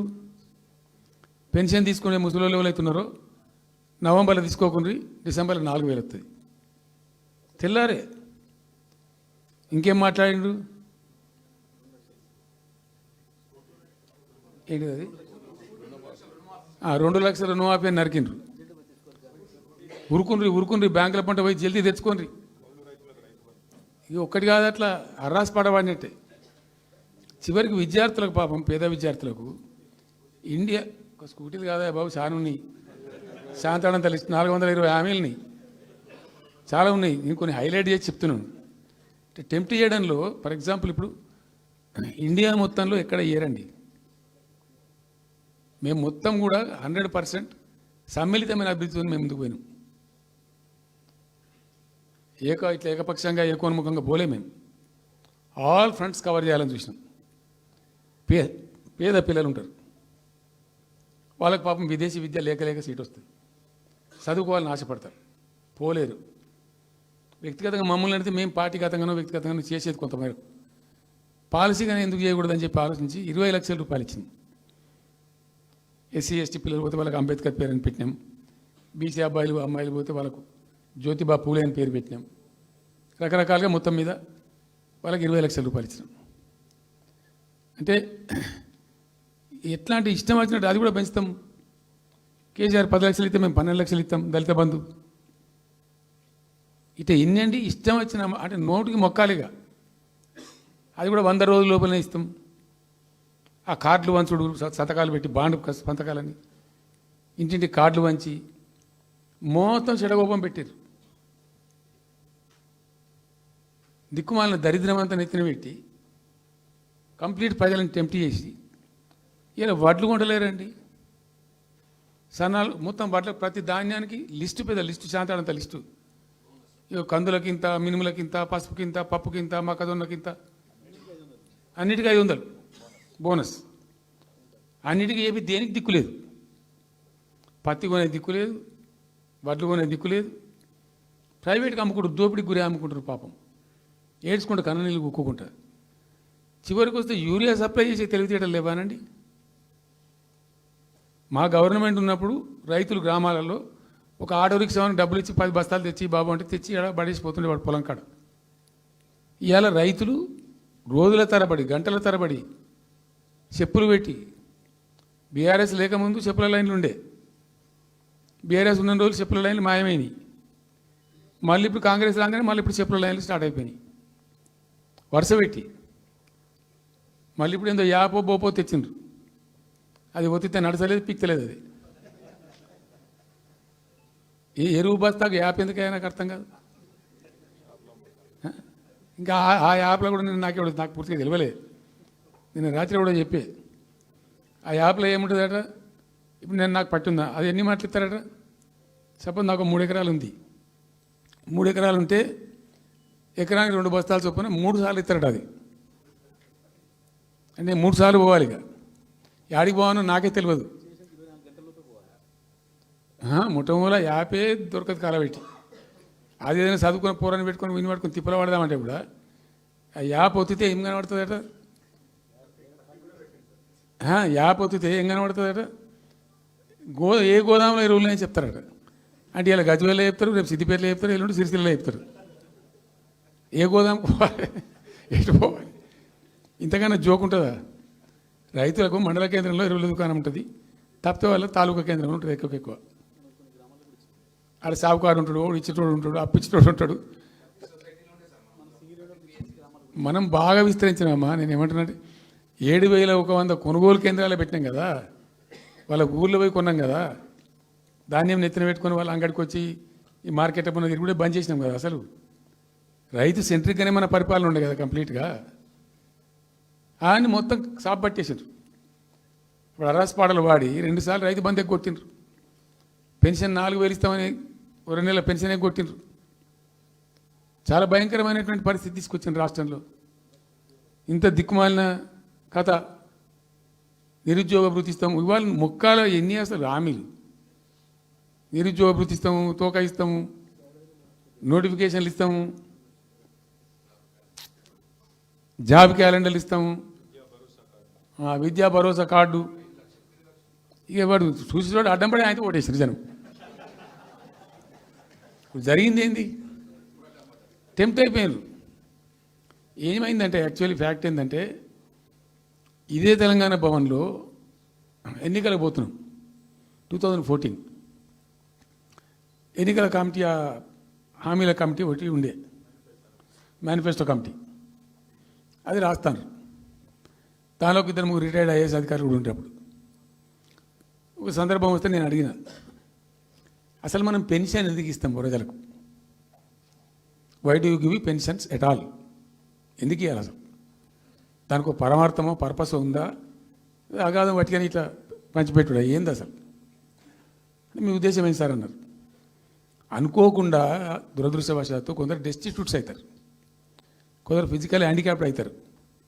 ఇలా మంచిగానే ఉన్నాం, ఏమో ఏమైనా ఒక యాక్సిడెంట్ అయితే కథం తెల్లారి మనం వికలాంగుడు అయిపోతాం, కదలలేని పరిస్థితికి వచ్చేస్తాం. రకరకాలు ఉంటాయి. వృద్ధాప్యం వస్తే పాపం వాళ్ళ పిల్లలు చూసి చూడకపోయారు, కొంతమంది పట్టించుకొని లేని వాళ్ళు ఉంటారు. అట్లాంటి వాళ్ళకు, అనాథలకు, ఆర్ఫన్స్కు, డెస్టిట్యూట్స్కు, విధివంచితులకు ఇచ్చేది పెన్షన్. అది ఎందుకు? అది ఒక పరమార్థం ఉండాలి. వాళ్ళు బిర్యానీ తినకున్నా, పెద్ద గందరగోళం లేకున్నా కనీసం 2 పూటలు పప్పు పచ్చిపులిసింది అన్నం తిని వాంజాలవాడు పండుకుంటట్టు ఉండన్న ఆ మేరకు ఇవ్వండి అని చెప్పినాం. అప్పుడు ఒక ఆయన గోయల్ సాబ్ అని ఉండే ఐఏఎస్ ఆఫీసర్. ఆయన ఉప్పుకింత పప్పుకింత అని అన్ని రేట్లు లెక్కబెట్టి 670 రూపాయలు ఇస్తే సరిపోతుంది సార్ అన్నాడు. నేను గావాలకి ఇచ్చేందుకు కోర్సు చేయాలి నా వైపు 1000 రూపీస్ పెట్టు పెద్ద కథ ఎందుకు అని 1000 చేసాం. దేనికన్నా కానీ 1000 రూపీస్ చేసినాం ఫస్ట్. సెకండ్ టర్మ్ నేను ప్రకటించిన, మళ్ళీ మేము గెలిపించుకొని ఈసారి గెలిస్తే వెంటనే 2000 రూపీస్ చేస్తామని చెప్పాను. మొదలు 1000 అన్నవాడు అడగలే, మా అంతటా మేమే సుమోటోగా మాట్లాడి చెప్పి డే 1 గవర్నమెంట్ ఇచ్చిన ఫస్ట్ క్యాబినెట్లో డిసైడ్ చేసి 1000 రూపీస్ పెట్టాం. 200 to 1000, 1000 to 2000 also first మంత్ని. Second టర్మ్లో మా గవర్నమెంట్ వస్తే ఫస్ట్ మంతే, ఏ మంత్లో గవర్నమెంట్ వచ్చినా అదే మంత్లో 2000 రూపీస్ చేసినాం, జనానికి అందించినాం. జనం కూడా ఏమనుకున్నారు, కేసీఆర్ 2 అన్నప్పుడు 4 అన్నట్టుగా ఇస్తాడు కావచ్చు, టెంప్ట్ అవుతారు పాపం, సహజంగా పేదవాళ్ళు కదా, లేని వాళ్ళు కాబట్టి. మనది కాదు సబ్జెక్ట్, అది కాదు కదా. ఈయన 2 ఇచ్చిండు కదా, 200 2000 చేసిండు, ఈడు తప్ప 4000 చేస్తాడేమో అనే ఆశలో మా కోటేసే ఉద్దేశం ఉన్న ప్రజలు కూడా ఈ మాయల పడి పాపం టెంప్ట్ అయిపోయి గోల్మాల్ అయిపోయి ఓట్లు వేసినారు. ఇలా తలలు బాదుకుంటున్నారు, తిడుతున్నారు, భయంకరమైన తిడుతున్నారు. నిన్న నేను హైదరాబాద్ వస్తున్నాను, నిన్న నేను మా ఫామ్ నుంచి బయలుదేరి వస్తుంటే ఒక 10 చోట్ల ప్రామిస్ చెప్తున్నాను. 10 ప్లేసెస్లో పక్క పండు వచ్చుకోగానే కార్లో కూర్చున్న 2 స్టీరింగ్ ఇచ్చి పెట్టి 2 చేతులు మీదకి పెట్టిండు. బాస్ మళ్ళీ మనం జల్దీ రావాలి, మనమే వస్తున్నాము, నెక్స్ట్ మనమే అని దుంకుతున్నాడు. ఆ మోటార్ పైకి వేసేవాళ్ళు వాడు పక్కన డుర్రమన్న పక్కన వచ్చి వాడు వచ్చి నెక్స్ట్ మనమే సార్ వచ్చేతను అంటూ పోతుండ్రు. హైదరాబాద్ సిటీలో అనేక ప్లేసెస్లో కనీసం ఒక 10-12 ప్లేసెస్లో అట్లా చెప్తున్నారు జనం. అది దేనికి సంకేతం? మీ మీద ప్రజలు విశ్వాసం కోల్పోతున్నారు రోజు రోజుకు, మీ చర్యల వల్ల, మీ పిచ్చి పనుల వల్ల. ఇంకోటి ఏంది, మీరు చేసే చర్యలు ఎట్లున్నాయి? మొత్తం రియల్ ఎస్టేట్ బ్రోకర్ దందానేనా? ఫార్మాసిటీ ఎందుకు వచ్చిందండి? ఫార్మాసిటీ మా ప్రభుత్వం ఎందుకు వచ్చింది pharma city? Why do we bring pharma city at all? అనుకోకుండా కొన్ని ప్రాంతాలకు, కొన్ని రాష్ట్రాలకు కొన్ని సందర్భాలు కలిసి వస్తాయి. భారత ప్రభుత్వం ఆనాడు ఉన్నటువంటి నెహ్రూ గారి ప్రభుత్వంలో ఈ ఫిలకు వ్యాధి, కలరా వ్యాధి వ్యాపించి ప్రజలు ఇబ్బడిగా చచ్చిపోయేది. ఎట్లా అంటే దీనికి ప్రాపర్ మెడికేర్ లేదు, ఎక్కడికక్కడ లోకలైజ్డ్ ప్రొడక్షన్స్ ఉండాలని చెప్పి ఐడిపిఎల్స్ అని పెట్టిండ్రు, కొన్ని కీలక రాష్ట్రాలలో పెట్టిండ్రు. అందులో మన అదృష్టంకు ఆ టైంలో హైదరాబాద్ కూడా ఐడిపిఎల్ వచ్చింది. ఐడిపిఎల్ యొక్క పుణ్యమా అని దాంట్లో నుంచి కొంతమంది నేర్చుకొని బయటకు వచ్చి, డాక్టర్ అంజిరెడ్డి కూడా ఐడిపిఎల్ ఎంప్లాయ్, బయటకు వచ్చి వాళ్ళు స్వయంగా పెట్టి చాలా విస్తరించారు, చాలా అంటే చాలా విస్తరించారు. ఆయన దగ్గర అంజిరెడ్డి దగ్గర పనిచేసిన కూడా బయటకు వచ్చి వాళ్ళు పెట్టుకొని వాళ్ళు విస్తరించారు. ఇట్లా ఏమైపోయింది, Hyderabad has become a medical hub, pharma hub. ఒక ఆయన వచ్చి నాకు డబ్బులు బాగున్నాయి కాబట్టి నేను 10,000 కోట్లు పెట్టి పరిశ్రమ పెడతాను, నడవది, ఎడబడతా అంటే పెడతా అంటే దానికి ఎక్కువ కావాలి. అంటే ఆ ఎంప్లాయీస్, ఆ టెక్నీషియన్స్, ఆ కథా కార్ఖానా ఎక్కడైతే ఉంటుందో అక్కడ సక్సెస్ అవుతుంది. అట్లా ఏమైంది, ఫార్మా యొక్క ఎక్కువ బిల్డ్ అయింది హైదరాబాద్లో. ఫార్మా యొక్క ఎక్కువ బిల్డ్ అయిన ద్వారా చాలా ఇబ్బడి ముగ్గుడిగా కంపెనీలు వచ్చినాయి ఇక్కడ. అసలు 1/3 వరల్డ్కు మన జినోమ్ వ్యాలీ నుంచే వ్యాక్సిన్ సప్లై అవుతుంది. ఇలా 1/3 of the world Hyderabad genome valley నుంచే వ్యాక్సిన్ సప్లై అవుతుంది. అట్లా ఎప్పుడో ఉన్న బయాలజికల్ ఈవెంట్స్ ఆ రాజుగారు స్థాపించారు ఆ కాలం 104 సంవత్సరాల క్రితం నిజాం పీరియడ్లో. అట్లాంటి కంపెనీలు వస్తూ వస్తూ వస్తూ వస్తూ వస్తూ Hyderabad has become a best destination for pharma. అయితే ఏమవుతుంది, ఆ రసాయనిక వ్యర్థాలు ఏవైతే ఉంటాయో అవి కొద్ది కారకాలు ఉంటాయి, ఇబ్బందులు కలిగిస్తాయి. మన హుస్సేన్ సాగరే కాలుష్యమయమైపోయి గబ్బు వాసన వచ్చే పరిస్థితి ఉండేది, మనం అందరం కూడా చూసినాం. సో దీని నుంచి హైదరాబాద్ బయటపడాలి. ఫార్మా వదులుకుందామా, వదులుకోవద్దు. మరి ఏం చేయాలా? 4 టీములు తింపిందండి నేను ప్రపంచవ్యాప్తంగా, ఐఏఎస్ అధికారుల బృందాలు. శాంతికుమార్ గారు అని చెప్పి ఆమె చీఫ్ సెక్రటరీ కూడా రిటైర్ అయింది. ఆమె అప్పుడు హెల్త్ సెక్రటరీగా ఉండే కొంతకాలం. ఆమె నాయకత్వంలో పంపించాం, చాలా దేశాలకు పంపినాం. మరి తిరిగి రండి. ఇప్పుడు ఏమైంది? మందులు లేని ప్రపంచాన్ని ఊహించలేం. మందులు కావాల్సిందే.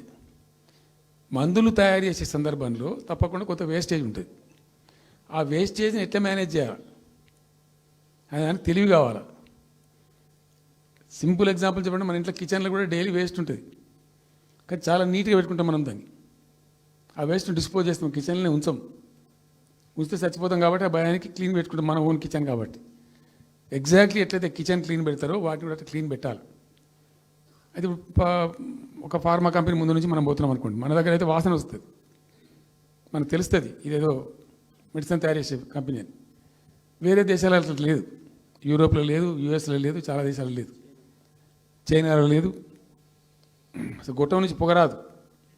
సో మనం మాత్రం టెక్నాలజీ మనం పెట్టుకోలేమా, పెద్ద ఇష్యూ అని చెప్పి ఐఏఎస్ అధికారుల బృందాలను తింపిన నేను అనేక దేశాలకు తింపి పంపించి, హైదరాబాద్లో ఫార్మా ఉంది కాబట్టి హైదరాబాద్ యొక్క లార్జర్ ఇంట్రెస్ట్లో ఫ్యూచర్ దృష్ట్యా ఫార్మాను కాపాడుకోవాలి, ఆ ఎక్కువ పోనీయద్దు, ప్లస్ ఈ కాలుష్య భారం నుంచి ప్రజలను రక్షించుకోవాలి. ఎట్లా అంటే జెడ్ఎల్బీ అని వచ్చింది, జీరో లిక్విడ్ బేస్ అని. ఆ డిశ్చార్జ్ ఏదైతుందో దాన్ని మొత్తం జీరో లిక్విడ్ చేస్తారు. ఇంకా కాలుష్యం కాదు, ఏం చెడిపోదు, వీళ్ళకి ఇబ్బంది ఉండదు. అది ఇంటర్నేషనల్ లెవెల్లో సక్సెస్ఫుల్గా ఉంది, సక్సెస్ఫుల్గా జరుగుతుంది. ఇప్పుడు అమెరికాలో ఉన్నాయి చాలా కంపెనీలు, యూరోప్లో ఉన్నాయి, ఇంకా చాలా చోట్ల ఉన్నాయి. అవసరం, ప్రతి దేశానికి అవసరమే. అయితే మనం ఆ సిస్టమ్ పెట్టుకోవచ్చు కదా అని చెప్పి ఒక ఫార్మా యూనివర్సిటీ కూడా పెడదాం దాంట్లో అని చెప్పి ఫార్మా ఇండస్ట్రీ తెచ్చినాం.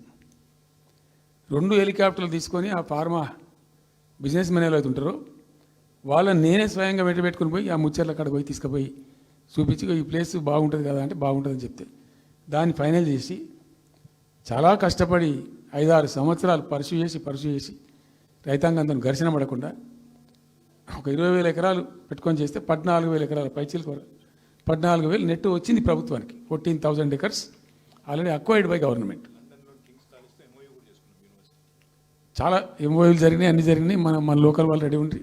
అయితే పర్టికులర్లీ జీడిమెట్ల, చెర్లపల్లి వీళ్ళు ఏమన్నారంటే, సార్ మాకు ఆల్టర్నేటివ్ స్థలం మంచిగా ఇస్తే మేము అక్కడికి వెళ్ళిపోతాం, ఈ బాధ మాకెందుకు, ప్రజలతో కూడా ఈ బదనాం ఎందుకు, ఆడ పెట్టుకుంటాం. పెట్టి కామన్ అఫ్లియంట్ ప్లాంట్స్ పెట్టి ఒక ఐఏఎస్ అధికారిని పెట్టి దాన్ని ప్రభుత్వ నిఘాలోనే ఈ రసాయనాలు వ్యర్థాలను ఇష్టం వచ్చినట్టు పెట్టుబడితట్టు పంపకుండా ఆ నియంత్రణలో జరగాలని చెప్పి పెట్టుకున్నది ఫార్మాసిటీ. దానికి ఎన్వైరాన్మెంటల్ క్లియరెన్స్ కూడా వచ్చింది. కేంద్ర ప్రభుత్వాన్ని ఒప్పించి ఎన్వైరాన్మెంటల్ క్లియరెన్స్ తెచ్చినాం. హైదరాబాద్ మొత్తం ఫార్మాను ఒకటే దగ్గర తీసుకుపోయి పెట్టాలి, అక్కడ ఫార్మా సిటీ కట్టాలి, అక్కడ పనిచేసే ఎంప్లాయీస్ కూడా పొద్దాకి ఇటు అటు తిరిగేటువంటి అవసరం లేకుండా మంచిగా బ్రహ్మాండమైన సిటీ రావాలి, వచ్చే సిటీకి కావాల్సినటువంటి ఆల్ ఇన్ఫ్రాస్ట్రక్చర్ రావాలి అని. చైనాలో నేను చైనా పోయినప్పుడు చూసినట్టు అది 70,000 ఎకరాలు వాళ్ళది, చాలా హ్యూజ్ ఫ్యాక్ట్. మనకి ఒక 20,000 acres అయితే మస్తు అవుతుందని చెప్పి మేము తీసుకొని చేసినాం. మెడికల్ కాలేజ్ కూడా మంజూరు చేసినాం ఆ పక్కనే, వీటన్నిటి దృష్ట్యా పెట్టుకొని. అంటే మేము ఒక పద్ధతి పెట్టుకొని దాన్ని ఒక సిస్టమేటిక్గా చేసినాం. చేస్తే ఇప్పుడు దాన్ని ఏందండి దందా, ఏదైనా చేసి దాన్ని నమ్మకదొబ్బన్నా. ఏం జరుగుతుంది రాష్ట్రంలో? ఫ్యూచర్ సిటీ, తొక్క సిటీ, ఎవరికి కావాలి నీ ఫ్యూచర్ సిటీ? నాకు అర్థం కాదు. నువ్వు పెంచినావు హైదరాబాద్ను, ఎవరు చేసిన హైదరాబాద్ సిటీ? ఇంత వైబ్రాంట్ సిటీ ఎక్కడికి వెళ్ళొచ్చింది? ఓ 400 సంవత్సరాల చరిత్రతోని దీనికంతా ఒకటి బోధి జరిగి ఆటోమేటిక్గా పెద్ద సిటీ అయింది. అట్లా అన్నీ కావు, అందరికి కావు. ఎన్ని రాష్ట్రాలకు ఉన్నాయండి? బెంగాల్ కలకత్తా ఉంది, మహారాష్ట్రకి ముంబై ఉంది, మనకు హైదరాబాద్ ఉంది, కర్ణాటకకు బెంగళూరు ఉంది, తమిళనాడుకు మద్రాసు ఉంది, ఢిల్లీ ఆఫ్ కోర్స్ ఢిల్లీ. వేరే రాష్ట్రాలకు లేవు కదా, 28 రాష్ట్రాలకు ఉండయి. సో ఇంత మహానగరం నిర్మితమైంది. ఈ నగరం యొక్క భవిష్యత్తును దృష్టిలో పెట్టుకొని పెట్టిందే ఫార్మాసిటీ. ఈ సిటీ మొత్తం గబ్బులు వేసిపోవాలి ఇక్కడ దాంతో. నువ్వు తీసుకుపోయాలి ఫ్యూచర్ సిటీ, తోక సిటీ ఏందన్నట్టు ఇది? అన్ని దిక్కుమాలిన పాలసీలు, రియల్ ఎస్టేట్ బ్రోకర్ దందా తప్పితే ఇంకోటి లేదు. అన్నీ కనబడతాయి మనకు. మీరు పరిశీలనగా చూస్తే, పూర్తిగా చూస్తే అసలు చాలా గందరగోళం. గురుకుల పాఠశాల విద్యార్థులు చచ్చిపోతారండి. ఇప్పటికి 120 మంది విద్యార్థులు చచ్చిపోయారు. గంత నియంత్రణ లేదా? గంత తెలివి లేదా? ఒక గట్టి అధికారిని బట్టి గట్టి చర్య తీసుకోరాదా? ఏందో చేస్తాము నీ ఫ్యూచర్ సిటీతో ఒక సిటీ ఈ పోరగాళ్ళని చేస్తారు. తర్వాత ఫార్మా సిటీలో ఆ ల్యాండ్ అక్వైర్ చేసినప్పుడు కండిషన్ ఏంటంటే ఓన్లీ ఫార్మా సిటీకి మాత్రమే వాడతాము. It's a conditional land acquisition. హైకోర్టులో కేసు ఉంది. హైకోర్టులో ఈ ప్రభుత్వం ఏం చెప్తుంది? లేదు ఫార్మా సిటీ ఉంటుంది. మళ్ళీ ఆడ 3,000 ఎకరాల్లో వాడేవాడు అంబాయినా సల్మాన్ ఖాన్ ఎవడో వంతారను బొంతారను పెడతారు. ఈ జూ పార్క్ కొంచెం ఆడబెడతారట. ఎందుకు జూ పార్క్ అమ్ముకదొప్పడానిక? ఏం జరుగుతుంది ఈ రాష్ట్రంలో అసలు? మేము ఇటువంటి చిల్లర పనులు చేయలేదే మేము ఉన్నప్పుడు. ఇంత దుర్మార్గమైన కార్యక్రమాలు చేయలేదే. ఇది ఎక్కడ దిక్కుమాలిన దందా? ఏం జరుగుతుంది అసలు? ఏం చేయదలుచుకున్నారు ఈ రాష్ట్రాన్ని? ఇదేం పోతున్నా? సో ఇట్లా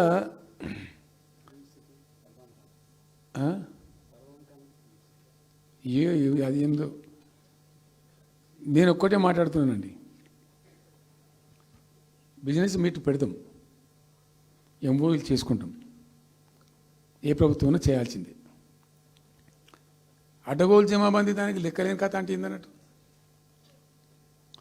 ఒక హైప్ క్రియేట్ చేసుడు.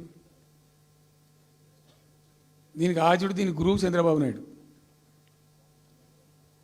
ఇప్పుడు చంద్రబాబు నాయుడు చెప్పిన లెక్కల బిజినెస్ వచ్చేది ఉంటే, ఎంఓయూలు సక్సెస్ అయ్యేది ఉంటే ఆంధ్రప్రదేశ్లో ఈ పాటికి 20 లక్షల కోట్లు వచ్చి ఉండాలి. ఆయన ఫస్ట్ టైం అలా సీఎం ఉన్నప్పుడు ఆ ఊళ్ళో పెట్టే కదా వైజాగ్లో, అమరావతిలో కదా వైజాగ్లో పెట్టిండు. వైజాగ్లో ఎవరు వెళ్ళి ఎంఓయూలు చేసిన వాళ్ళంటే వంట మనుషులు అని చెప్పిండ్రు. ఆ స్టార్ హోటల్లో బయట వంట మనుషులు వాడు ఎవడు ఆ సప్లై చేసేటోళ్ళు వాడు వచ్చి కూర్చోపోయి సంతకం పెట్టే పెట్టిండు వాడు పాపం. అవునా అండి, పాపులర్ అయింది అది. ఇప్పుడు మరి ఎక్కడ ఆ పెట్టుబడులన్నీ ఎక్కడ చెప్పండి? ఆఖరికి 10,000 కోట్లు అన్న రావాలి. 15 లక్షల కోట్లు, 6 లక్షల కోట్లు, 8 లక్షల కోట్లు.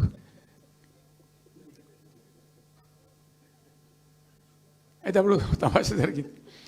ఈ భోపాల్ ముఖ్యమంత్రి, అప్పుడు నేను ముఖ్యమంత్రి ఉంటే భోపాల్ ఉన్న ఆయన పేరు శివరాజ్ సింగ్ చౌహాన్, ఆయన సీఎం ఉండే. ఆయన ఆ ప్లానింగ్ అదే ఇప్పుడు నీతి ఆయోగ్ ఉంది కదా, దానిలో సబ్ కమిటీకి ఆయన చైర్మన్. నేను భోపాల్లో పెడతా బాయ్సాబ్ జర వచ్చిపోను ఖచ్చితంగా భూగా బతిమాలితే ఫోన్ల మీద ఫోన్లు చేస్తే ఏం భోపాల్ లేవా మీరు చూసుకొని అంటే, లేదు సార్ నువ్వు తప్పకుండా రావాలంటే సరే అని పోయినండి. అయితే ఆడొక ఇండస్ట్రీ మినిస్టర్ ఉంది, వాళ్ళ గవర్నమెంట్కి ఉంటారు కదా మధ్యప్రదేశ్కు. ఆమె వచ్చి నీ కొడుకు వచ్చి బాగా ఆగమాగం చేస్తానని మమ్మల్ని అంటే, ఎందుకు చేస్తానమంటే ఆయన అదొకటితోటి మాట్లాడి ఎక్కువ చేసుకుంటుండు బాగా అంటే, నువ్వు కూడా అన్నాడు గట్టిగా చెయ్యి. ఆమె వసుంధర రాజే చెల్లెలు, ఆమె పేరు యశోధర రాజే ఏదో అన్నది. అంటే నేను అంతకుముందు ఒక కొద్ది రోజుల ముందే నేను భోపాల్ పోవడానికి ఒక దాదాపు 2-3 మంత్స్ బిఫోరే మోడీ గారు వచ్చిండు. అక్కడ వచ్చి 14 లక్షల కోట్లకు ఎంఓయూ చేసి పడేసారు. ఇది మధ్యప్రదేశ్ గవర్నమెంట్. ఏంటి మొన్న 14 లక్షల కోసం చేసిన కానమ్మా, మీకు నాకు అర్థం కాదు, నీకేం రాలేదంటావు నువ్వు. ప్రధానమంత్రి మీకు సపోర్ట్ ఉండే, మీకు పార్టీ అయ్యి మీకు మంచిగా నీకు ఇంత లాభం ఉంది అంటే, ఓ సో బోగసాయి సాబా ఆమె నేను అతను ప్రామిస్ చెప్తాను. నేను ఐ వాజ్ షాక్డ్. అది వచ్చేదా పోయేస్తానంత వాటిగా గ్యాసు అంటే, ఈ గ్యాసులు ఎవరిని మోసం చేయడానికి ఇంత వంచిస్తారా ప్రజలను? నికరంగా వస్తే పెట్టుబడులు రావాలి కదా, కనబడతాయి కదా. ఆ పెట్టుబడులు వస్తే లాభాలు జరుగుతాయి, ఉద్యోగాలు వస్తాయి, ఫ్యాక్టరీలు వస్తాయి, అడిషనల్ ఇన్కమ్ జనరేట్ అవుతుంది, స్టేట్ గవర్నమెంట్కి జిఎస్టీ పెరుగుతుంది. ఏం లేదు, వాటిదే గ్యాస్. మొన్న వీలైతే చెప్పి 5 లక్షల, నువ్వు కొంచెం తగ్గించి చెప్తున్నావు. నేను పేపర్లో చూసింది 575.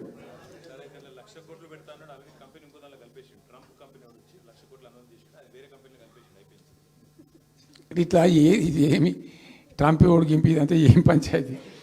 ఇట్లా ఈ మోసాలు చేసి ప్రజలను ఎంతకాలం పంచిస్తారు? రియల్గా కాంక్రీట్ టర్మ్స్లో రియల్గా రావాలి, కృషి చేస్తే నిజంగా తండ్రాడాలి. మా గవర్నమెంట్ వచ్చిన నాడు హైదరాబాద్ నుంచి సాఫ్ట్వేర్ ఎక్స్పోర్ట్స్ 57,000 కోట్లు ఉండేనండి. మేము దాన్ని 2,47,000 దాకా తీసుకుపోయినాం. స్టెప్ అప్ చేసుకుంటూ వాటిని నరికితే గాలిలో మాటలు చెప్తే వస్తాయా?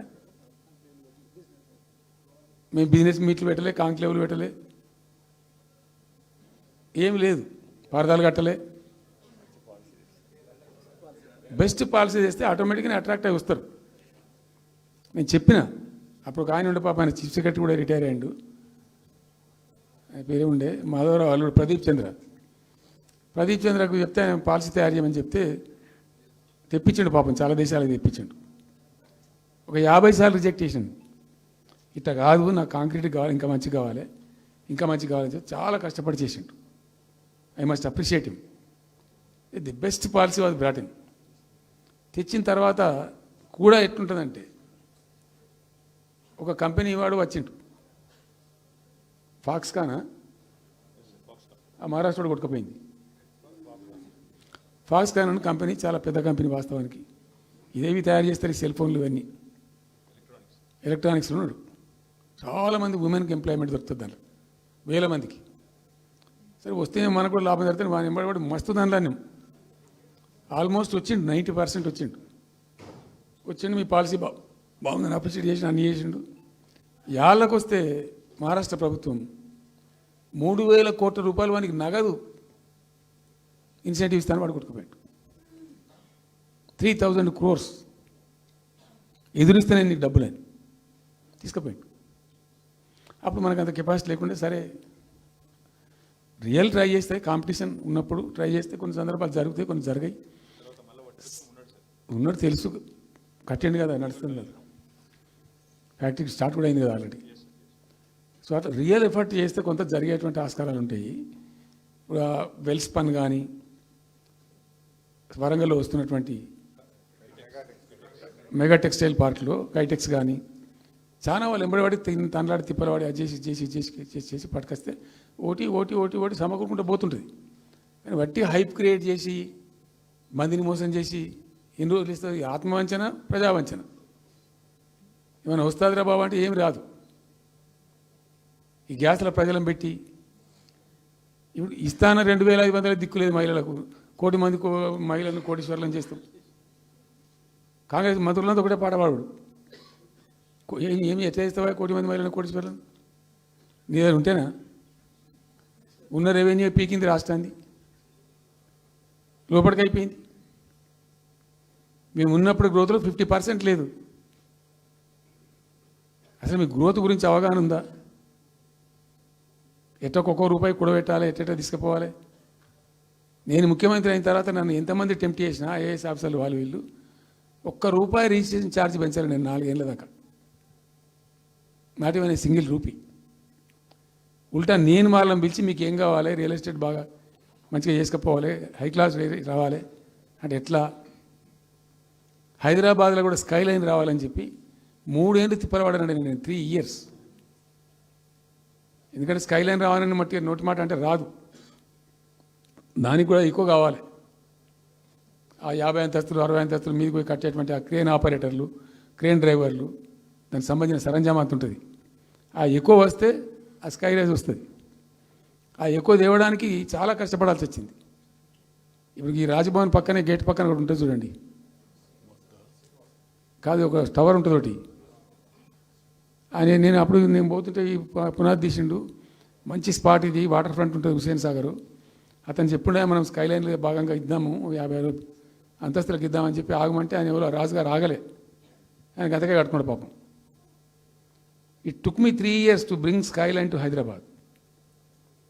మేము ఒక పద్ధతికి పోయినాం, సిస్టమ్ చేసినాం, ఓపికతోని చాలా సిన్సియర్గా మంచి పద్ధతితోని వాళ్ళతో డిస్కస్ చేసుకుంటూ మాట్లాడుకుంటూ ఒక క్రమ పద్ధతిలో పోయినాం. గట్టుంటుంది పద్ధతి. కానీ 4 ఫీజు తీసినాం, 4 10% ఏదో ఫీజు ఉండే. తర్వాత ఆర్డీఓ ఆఫీస్కోవాలి సార్, ఈ ఫీజు ఏమో కానీ ఆ ఫీజు ఎక్కువ అవుతుందని వాళ్ళు చెప్పారు. అది తీసేవతల పడేసినాం. అది తీసేసినాం, ఆర్డీఓ దగ్గర పోయే అవసరం లేకుండా కూడా చేసినాం. ఇప్పుడు అదొక ఫీజు. ఆ ఫీజుతో ఏమైంది, ఆయనతో పీకింది. హైదరాబాద్ రియల్ ఎస్టేట్ గంగలు కలిసింది. మేమేమో ఆనాడు నిజంగా చెప్తున్నా, చాలా సంతోషంగా చెప్తున్నాను నేను, భూముల ధరలు పెంచినాం తెలంగాణలో. ప్రజా ఆస్తులు పెంచినాం, ప్రజా ఆస్తుల యొక్క విలువ పెంచినాం. 4 ఎకరాల నోడు ధీమాతో ఉండే తెలంగాణలో. కొద్దిగా డాంబర్ రోడ్డు అంటుకునే 4 ఎకరాల నోడు 50 లక్షల కాడికి అమ్మితే నాకు 2 కోట్ల శ్రీమంతుడు అని చెప్పుకున్నాడు కాలర్ ఎగరేసుకొని. ఇవాళ ఏమైనాయండి భూముల ధరలు? కుప్ప ఊలిపోయినాయి. ఇంట్లో అమ్మాయి పెయింట్ ఉంటే ఒక ఎకరం అమ్మి చేద్దాం అనుకుంటే కొనే దిక్కులేదు సార్ అని కళ్ళకు నీళ్ళు పెట్టుకుంటారు ప్రజలు. ఇవాళ లేదు, ఒక ఎకరా కూడా అమ్ముడు పోతలేదు, ఇప్పుడు కొంటలేడు. దిక్కు లేకుండా అమ్ముకుంటే ఇష్టం వచ్చిన అడ్డమైన ధరలకు అమ్ముకోవాలి. సో ఈ అరాకిరి మాటలు చెప్పి అడ్డమైన హామీలన్నీ ఇచ్చి నీకు చేసాదగాక కేవలం రాజకీయ అధికారమే మా లక్ష్యం అనే పద్ధతిలో ఇచ్చి ఇలా ప్రజలను వంచి అటు రైతాంగాన్ని నడిపిస్తున్నారు, పేద ప్రజలు నడిపిస్తున్నారు, పేద విద్యార్థులు నడిపిస్తున్నారు, రిటైర్డ్ ఎంప్లాయీస్ నడిపిస్తున్నారు. పచ్చి అబద్ధాలు. కేసీఆర్ చేసిన అప్పులకు వడ్డీలు కట్టలేకపోతున్నావా? ఉతికింది కదా, ఈ చెంప ఆ చెంప వాయించింది కదా. ఎంత కడుతున్నారు? తీసుకున్న అప్పులు ఏంటంటే 2,90,000 కోట్లు మొత్తం కలిపి అని చెప్పారు కదా చాలా స్పష్టంగా. సో ఇట్లా ఇవన్నీ వాస్తవాలు ఒక పక్కకుంటే అన్ని అబద్ధాలు చెప్పుకుంటూ ఇష్టం వచ్చినట్టు మాట్లాడుకుంటూ ఇక నన్ను ఇచ్చడానికైతే వాళ్ళ నోరు మొక్కాలిగా. ఎప్పుడో సందర్భంలో కోపం వచ్చి ఒకటి తిట్టినామంటే ఒక మనిషిని మాట వేరు. పొద్దాకాదే కదా నా కేసీఆర్ చచ్చిపోవాలి మాట్లాడినప్పుడల్లా. ఎక్కడైనా మాట్లాడు, ఏ సందర్భంలో మాట, నువ్వు కాలేజీలో మాట్లాడు, లేకపోతే ఇంకో కాడ మాట్లాడు, స్కూల్ పిల్లల కాడ మాట్లాడు. గింత అక్కసు ఉంటుంది మనుషులకు. అది కరెక్ట్ అవుతుందా?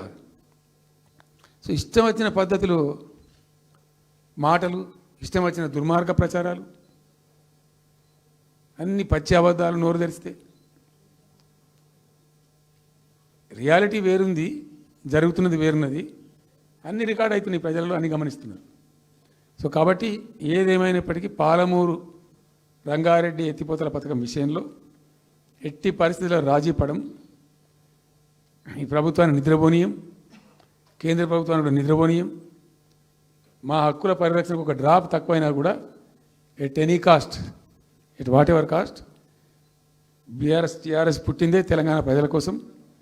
తెలంగాణ ప్రజలకు ఒక నొక్కు పడుతుంటే మౌనం పాటించలేం. మీరు ఏం ఊరుకో ఏం చేసుకో. నాకు ఇన్ఫర్మేషన్ వచ్చింది, మీటింగ్ జరుగుతుంటే మరి 4 గంటలకు అయిపోవాలి లెక్క ప్రకారం. It was extended. 5 గంటలకే ఉత్తమ్ కుమార్ రెడ్డి ప్రెస్ మీట్ పెట్టిండు. మీకు కూడా వచ్చి ఉంటుంది ఇన్విటేషన్. ఎందుకు కేసీఆర్ కాగానే మనం ఇంకొక వరుస మళ్ళీ మురగాలి. చిట్ చాటు అది కూడా ఎందుకు మొరగడానికి? ఆ మొరుగుడుకు వాల్యూ ఉంటుంది. So thank you so much. ఈరోజు నేను ఏమంటున్నాను, మీతో ఒక request, Rahul, don't be hasty. ఇవాళ I'm only restrict my self to Palamuru ఎత్తిపోతల పథకం. అది డైల్యూట్ అవుతాయి కాబట్టి ఇలా చెప్పాను. నేను ఉంటున్నా, మీకు అందుబాటులో ఉంటుందిగా. I'm on the field now. కాబట్టి మీకు please here me. You have to excuse me today. దానికే నేను రిస్ట్రిక్ట్ అవుతాను. ఇలా any question, 100 questions you put me, I will give you answer tomorrow or day after, any time. Thank you.